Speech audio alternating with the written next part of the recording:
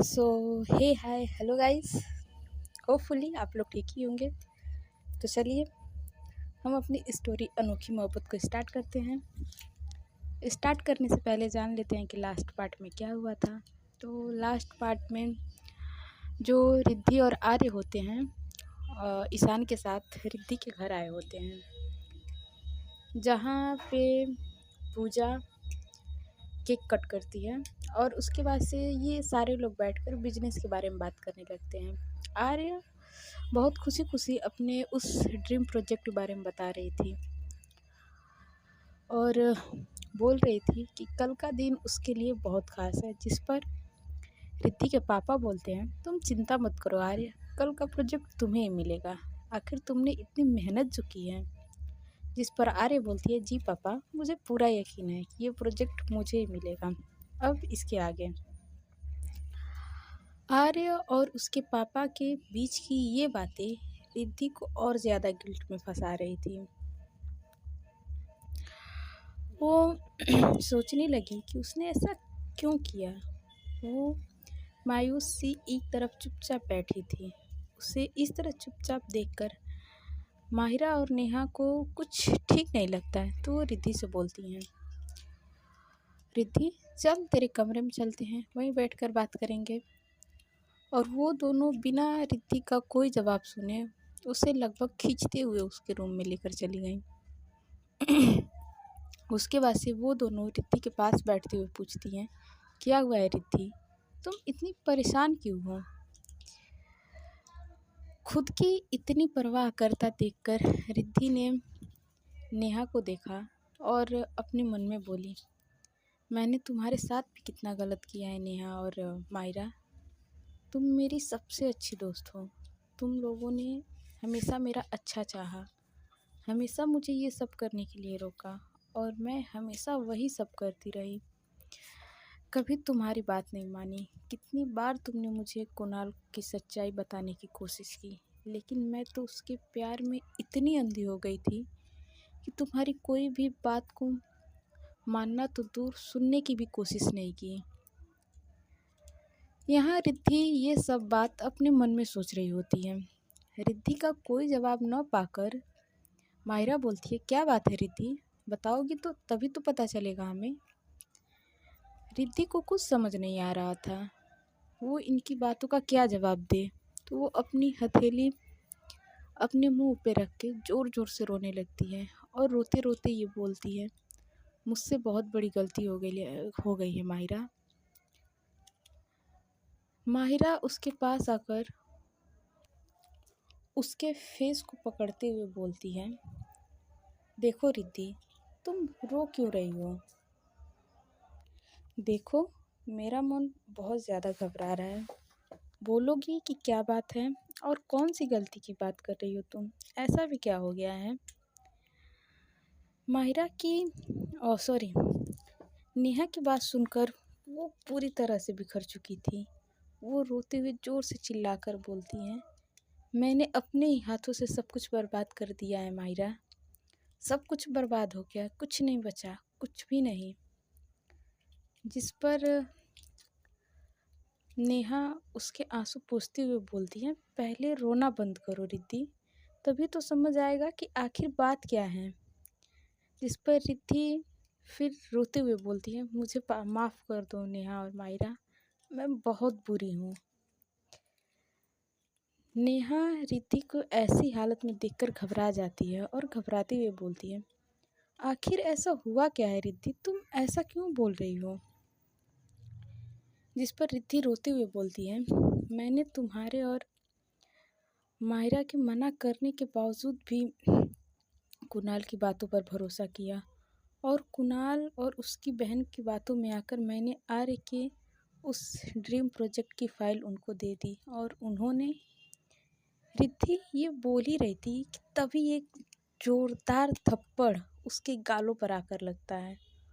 उसने जब सामने देखा तो उसकी आंखें फटी की फटी रह गई।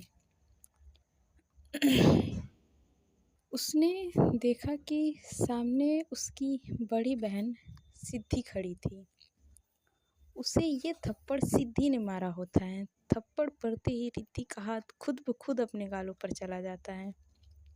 सिद्धि उस पर जोर से चिल्लाते हुए बोलती है, मैंने तुम्हें पहले भी 1000 दफ़ा कहा था कि उस घटिया इंसान से दूर रहने के लिए, लेकिन तुम नहीं मानी। तुम्हें कितनी बार समझाया कि कुणाल एक अच्छा लड़का नहीं है, वो बस तुम्हारा फ़ायदा उठा रहा है। लेकिन तुम्हारे आंखों पर तो उसके झूठ की प्यार की पट्टी बंधी थी। तुम उसके प्यार में इतनी अंधी हो गई रिद्धि कि सबको भूल गई। तुम्हें एक बार भी किसी का ख्याल नहीं आया। अरे आर्य को तो छोड़ो, तुमने पापा की इज्जत के बारे में भी नहीं सोचा।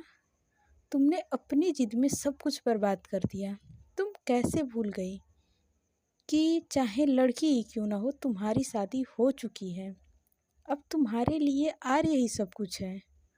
कुणाल तुम्हारी ज़िंदगी में कोई मायने नहीं रखता है, क्योंकि क्यों किया तुमने आर्य के साथ ऐसा? क्या गलती थी उसकी? यही कि उसने तुमसे शादी की? यही कि उसने बुरे वक्त में पापा की मदद की? तुम ये सब कैसे कर सकती हो? ये सब करते हुए तुम्हें एक बार भी तुम्हारे हाथ नहीं कांपे? एक बार भी तुम्हारे ज़मीर ने तुमको धिक्कारा नहीं? तुम समझ रही हो तुमने क्या हरकत की है और इसका अंजाम क्या होगा? तुमने अपनी जिद में आकर सब कुछ बर्बाद कर दिया रिद्धि। मन तो ऐसा कर रहा है कि तुम्हें 2 झापड़ और लगाऊं। जिस पर रिद्धि रोते हुए बोलती है, दी मुझे माफ़ कर दो। मुझे नहीं पता ये सब कैसे हो गया। मैंने तो सिर्फ कुणाल से सच्चा प्यार किया था। मुझे क्या पता था कि वो इंसान मेरे प्यार का बदला मुझे धोखा दे कर लेगा। मुझे मालूम है कि मुझसे बहुत बड़ी गलती हो गई है। सब कुछ बिगड़ चुका है। जिस पर सिद्धि फिर गुस्से से बोलती है, प्यार प्यार, पागल हो तुम? कब से प्यार प्यार की रट लगा रखी है तुमने? प्यार करना गलत नहीं होता, लेकिन गलत इंसान से प्यार करना गलत होता है। और जब तुम्हें हर एक इंसान ने कहा कि वो गलत है, तो भी तुम्हें समझ नहीं आया। तुम जानते भी हो तुमने क्या किया है रिद्धि। तुमने अपने ही हाथों से अपना सब कुछ बर्बाद कर दिया है। अपनी बसी बसाई गृहस्थी में आग लगा दी है तुमने। तुमने अपनी पत्नी के रिश्ते को बदनाम कर दिया है। तुमने आर्य को धोखा दिया है। मुझे तो समझ नहीं आ रहा कि तुम अब सब कुछ ठीक कैसे करोगी। जिस पर रिद्धि सिद्धि का हाथ पकड़ते हुए बोलती है, दी प्लीज़ आप तो मेरी मदद करो सब कुछ ठीक करने में। मुझे तो कुछ समझ नहीं आ रहा है कि मैं अब क्या करूं। जिस पर सिद्धि उससे खुद का हाथ झटकते हुए बोलती है, अब मुझे क्यों पूछ रही हो? वो फाइल क्या मुझसे पूछकर तुमने कुणाल को दी थी? नहीं ना? तो अब मैं क्यों बताऊं कि क्या करना है? जिस पर रिद्धि बोलती है, दी प्लीज़ मेरी गलती की इतनी बड़ी सज़ा मत दो। सिद्धि बोलती है, मुझे तो ये सोचकर लग रहा है कि जब आर्य को ये पता चलेगा कि ये सब तुम्हारा किया धरा है तो क्या होगा। वो क्या करेगी तुम्हारे साथ।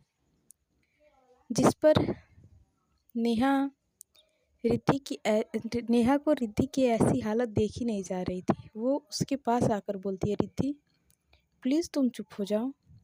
रोने से कुछ नहीं बदल जाएगा। ठंडे दिमाग से सोचो कि सब कुछ कैसे ठीक किया जा सकता है। जिस पर रिद्धि रोते हुए बोलती है, प्लीज़ नेहा मुझे माफ़ कर दो। मैंने कुछ भी जानबूझकर नहीं किया। मुझे नहीं पता था कि कुणाल मेरे साथ ऐसा खेल खेल रहा है। मैं तो बस अभी उसकी बात पूरी होने से पहले ही सिद्धि उसे गुस्से से बोलती है, चुप हो जाओ रिद्धि।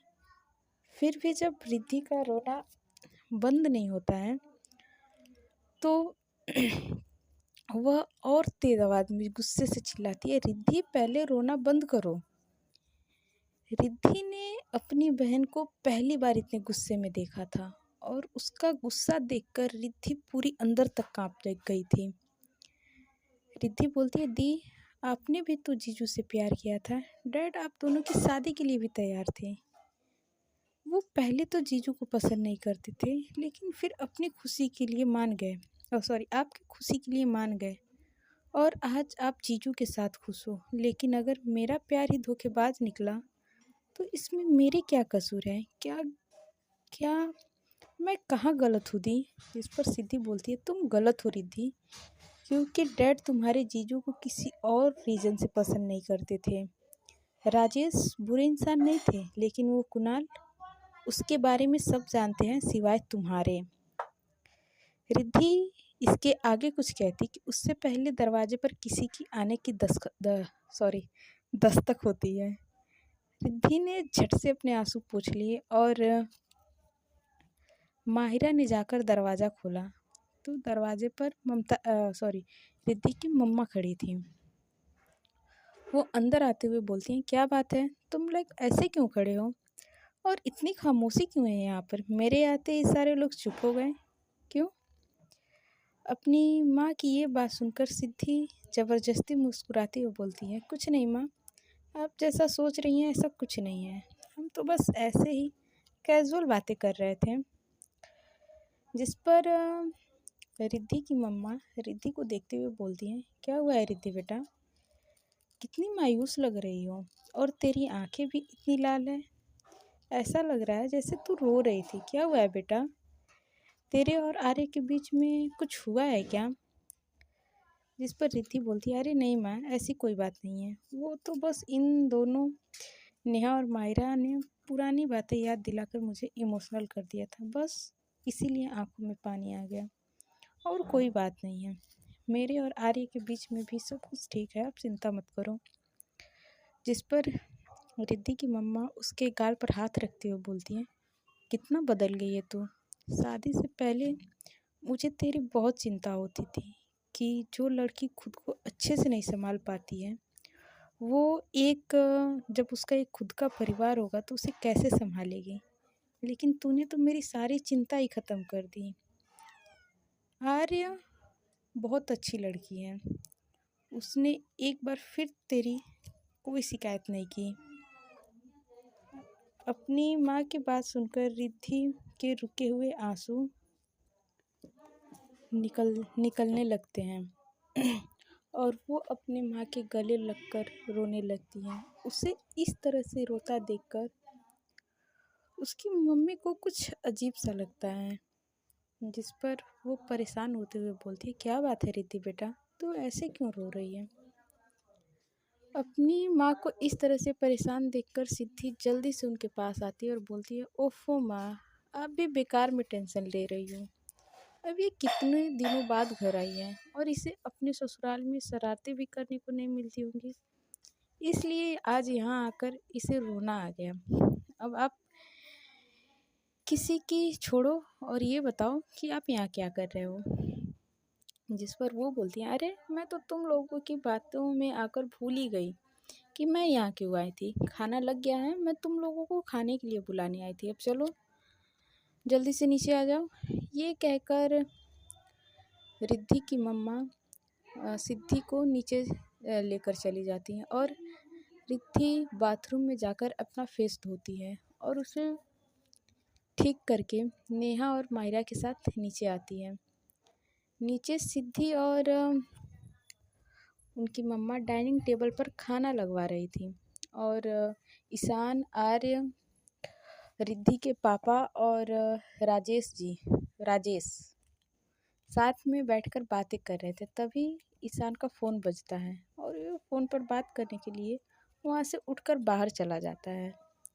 वो जैसे ही फ़ोन पर बात करके पीछे के लिए मुड़ता है तो वो नेहा से टकरा जाता है।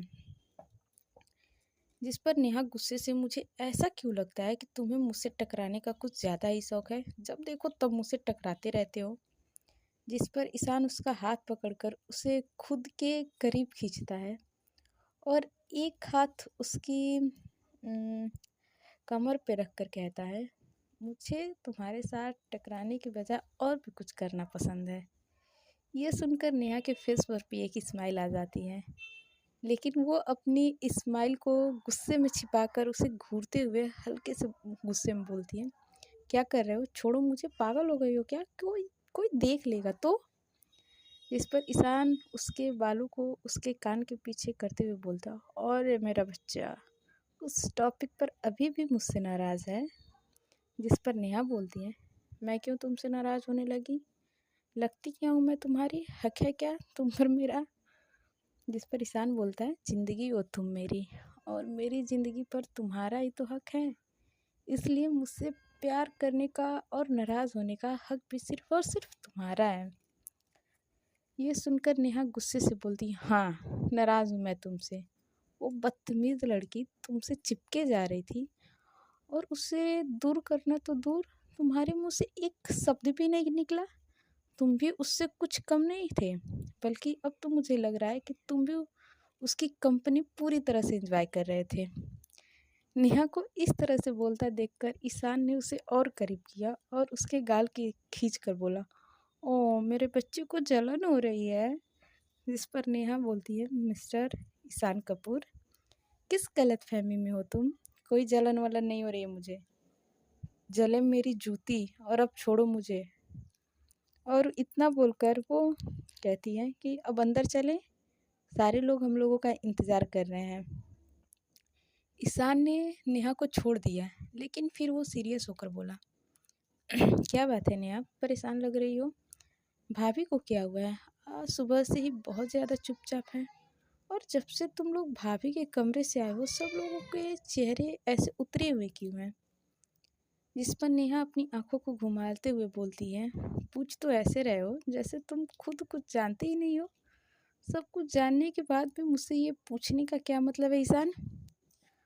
और फिर वो एक गहरी सांस लेकर बोलती है, ईशान मुझे लगता है कि आर्य को आर्य को रिद्धि को एक और मौका देना चाहिए, क्योंकि वह एक और मौका डिज़र्व करती है। बल्कि वही क्या, इस दुनिया में हर कोई अपनी गलती के लिए एक मौका डिज़र्व करता है। वो सच में बहुत रो रही थी। उसे अपनी गलती का एहसास है कि उसने कितनी बड़ी गलती की है। उसे बहुत ज़्यादा पछतावा हो रहा है। उसे जो कुछ भी किया उसके लिए किया था। जिस पर ईशान बोलता है, नेहा ये तो मैं भी नहीं जानता कि भाई क्या करने वाले हैं, क्योंकि भाई पहले ही कह चुके हैं कि वो खुद के और भाभी के बारे में फ़ैसला ले चुके हैं। और यहाँ तक कि अपने फ़ैसले के बारे में उन्होंने मुझे भी कुछ नहीं बताया है, और मैं उन दोनों के बीच कुछ भी नहीं कर सकता हूँ। नेहा ने ये सुना और फिर कुछ सोचने लगी, और फिर रिद्धि के बारे में सोचकर परेशान होकर उससे बोलती है, वो मेरी बेस्ट फ्रेंड है ईशान, और मैं उसे इतना परेशान और दुखी नहीं देख सकती हूँ। मैं मानती हूँ कि वो गलत थी। मैं मानती हूँ कि उसने अब तक जो कुछ भी किया वो सब गलत था, लेकिन हालात भी तो गलत थे। उसने उसमें उसकी सारी गलती नहीं है। प्यार तो कभी भी गलत नहीं होता है। अगर प्यार गलत होता तो तुम्हारे और मेरे बीच का प्यार भी तो गलत होता ना। अगर हमें प्यार सही इंसान से हो जाए तो ज़िंदगी आबाद हो जाती है, लेकिन अगर वही प्यार किसी गलत इंसान से हो जाए, ज़िंदगी बर्बाद होने के कगार पर खड़ी हो जाती है, जैसे कि आज रिद्धि की खड़ी है। हम सही इंसान से प्यार करें ये ज़रूरी होता है, लेकिन किसी भी इंसान के चेहरे पर नहीं लिखा होता है कि वो सही है या गलत। अगर हम सही इंसान से प्यार करें ये ज़रूरी होता है, लेकिन किसी भी इंसान के चेहरे पर नहीं लिखा होता है कि वो सही है या गलत। जिस पर ईशान बोलता है, नेहा तुम सही बोल रही हो। अगर वो तुम्हारी बेस्ट फ्रेंड है तो आर्य भाई भी मेरे भाई हैं, और तुम्हारी उसी सो कॉल्ड बेस्ट फ्रेंड ने मेरी भाई की ज़िंदगी बर्बाद करने की कोशिश की है। नेहा इसके आगे कुछ कहने वाली होती है कि तभी ईशान उसे रोक देता है और कहता है, छोड़ो ये सब और चलो अंदर चलते हैं। मैं नहीं चाहता कि अभी तुम्हारे और मेरे बीच में किसी को लेकर कुछ पता चले, क्योंकि अभी हालात ठीक नहीं हैं। वहीं हमें कपूर मेंशन दिखाया जाता है। देर रात को वो तीनों कपूर मेंशन वापस आ गए होते हैं, तो ईशान उन्हें गुड नाइट बोलकर अपने रूम में चला जाता है और रिद्धि पानी पीने के लिए किचन में आती है। रिद्धि फ्रिज से पानी की बोतल निकालकर खड़ी हो जाती है कि उसे अपने पीछे से गर्दन पर आर्य की सांसें और कान में उसकी आवाज़ महसूस होती है। तो रिद्धि की पकड़ उस बॉटल पर कस जाती है। आर्य बहुत धीरे से उसके कान में कहती है, मिसेस कपूर, प्यास लगी है, पानी मिलेगा? ये कहकर वो उससे एक पल में दूर हो जाती है। आर्य के खुद से दूर होते ही रिद्धि उसकी तरफ मुड़ती है और उसे पानी की बोतल देती है। तो आर्य पानी की बोतल लेकर किचन से बाहर निकलकर सीधा अपने बेडरूम में चली जाती है और रिद्धि वहीं खड़ी रहती है। रिद्धि किचन के स्लैब से टिककर खड़े होकर मन ही मन खुद से कहती है, हाँ, मुझे ईशान से बात करनी ही होगी।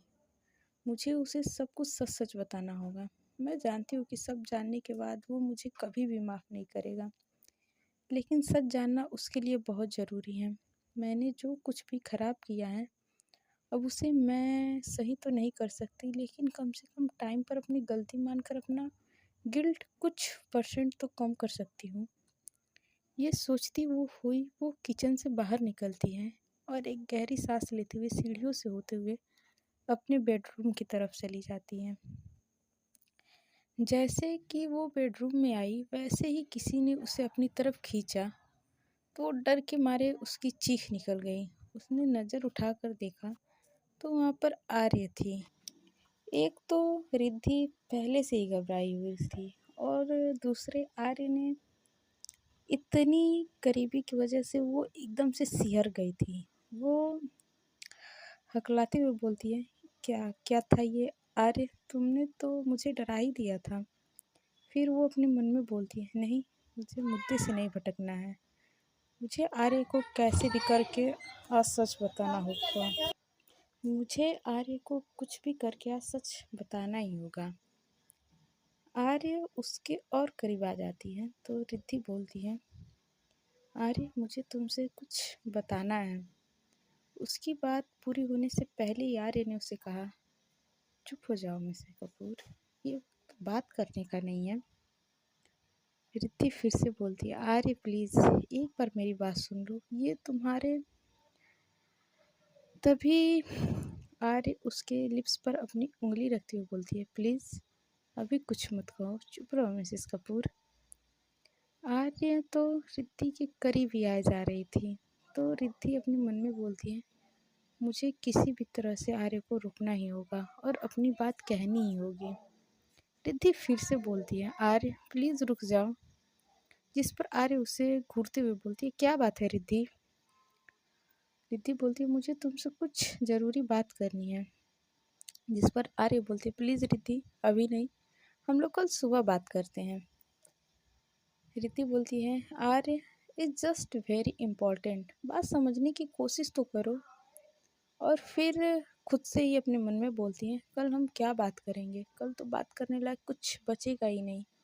मैं अच्छे से जानती हूँ कि कल के बाद तुम मुझे अपने घर से और अपनी ज़िंदगी से हमेशा के लिए निकाल दोगी और शायद मेरे साथ होना भी यही चाहिए। मैं इसी के लायक हूँ। गलत इंसान से प्यार करने की सज़ा तो मुझे मिलनी ही चाहिए। मैं तुमसे प्यार तो नहीं करती आर्य, लेकिन न जाने तुम में ऐसा क्या है जो मैं तुम्हें तुम्हारे करीब आने से खुद को रोक भी नहीं पाती हूँ और ना ही तुम्हें खुद से दूर कर पाती हूँ। समझ नहीं आता है ऐसा क्या है तुम्हारे और मेरे बीच में।